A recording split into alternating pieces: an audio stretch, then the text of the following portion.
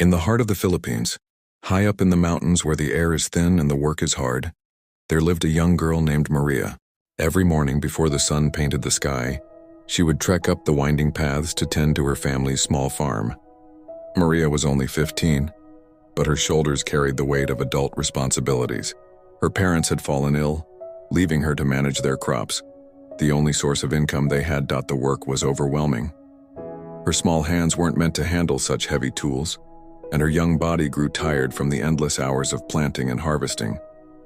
One particularly difficult evening, after a day when everything seemed to go wrong, Maria found her grandmother's old Bible. With trembling fingers, she opened it and read Philippians 4:13. "I can do all things through Christ who strengthens me."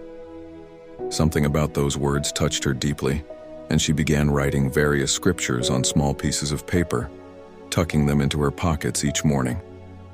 Days turned into weeks, and though the work remained challenging, Maria felt different. There was a peace she couldn't explain, a presence that walked with her through the fields. Sometimes when the sun was setting and she worked alone, she could feel what she knew was God's embrace in the gentle mountain breeze. Then something miraculous began to happen.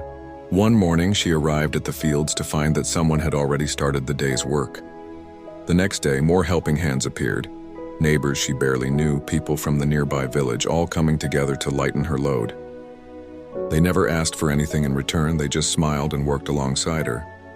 As Maria watched these strangers become friends, she realized that her prayers hadn't just been heard, they had been answered in the most beautiful way. God had sent her not just strength, but an entire community. The mountain farm that once felt like her burden had become a place of blessing, where faith and kindness grew alongside their crops. Now when Maria walks up that mountain path each morning, she no longer feels alone. She knows that sometimes God's answers come not in grand gestures, but in the simple kindness of people who show up just when you need them most.